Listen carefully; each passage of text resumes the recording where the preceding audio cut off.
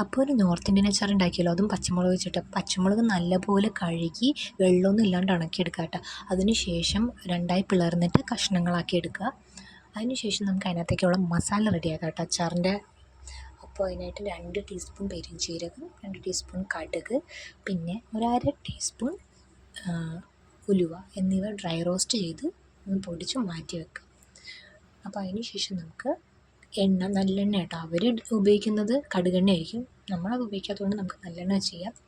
അപ്പോൾ നല്ലെണ്ണ ഒന്ന് ചൂടാക്കാം, നല്ലപോലെ ചൂടാക്കി ഒന്ന് തണുപ്പിച്ചെടുക്കാം. അപ്പോൾ അതിനകത്തേക്കുള്ള പൊടികൾ നോക്കാം.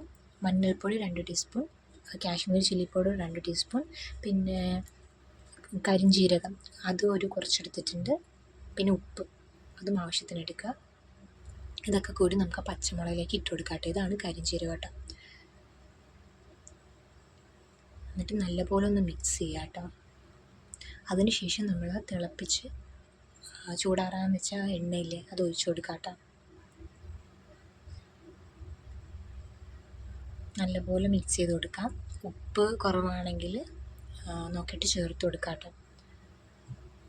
കുറച്ച് കായം കൂടി ചേർക്കുന്നുണ്ട്. കായം എണ്ണയിലേക്ക് ഇട്ടിട്ട് മിക്സ് ചെയ്ത് ചേർത്താലും മതി. ഞാനിങ്ങനെയാണ് ചേർത്ത് കൊടുത്തിരിക്കുന്നത്. അതിനുശേഷം നല്ലപോലെ മിക്സ് ചെയ്തിട്ട് ഒരു ഗ്ലാസിൻ്റെ ബോട്ടിലില്ലേ അച്ചാറൊക്കെ ഇട്ട് വെക്കുന്നത്, അതിനകത്ത് ഇട്ട് വെച്ചിട്ട് ഒരാഴ്ച കഴിഞ്ഞിട്ട് എടുത്താൽ മതി കേട്ടോ. അപ്പോൾ നന്നായിട്ടത് പിടിച്ചിട്ടുണ്ടാവും. അപ്പോൾ നാരങ്ങ നീരല്ലെങ്കിൽ കുറച്ച് വിനെഗർ ഒഴിച്ച് കൊടുക്കാം കേട്ടോ. ഞാനിപ്പോൾ ഒരു 2-3 ടേബിൾ സ്പൂൺ വിനെഗറെങ്കിലും ഒഴിക്കണം. ഞാൻ ഒഴിച്ചിട്ടുണ്ടായിരുന്നു. അതിന് ശേഷം ഒരു ഗ്ലാസ് ബോട്ടിലിട്ട് വെച്ചിട്ടുണ്ട്. ഗ്ലാസ് ജാറിലിട്ടിട്ട് മാറ്റി വെക്കാം. ഒരാഴ്ച കഴിഞ്ഞിട്ട് എങ്ങനെയുണ്ടെന്ന് നോക്കാം. ഓക്കെ.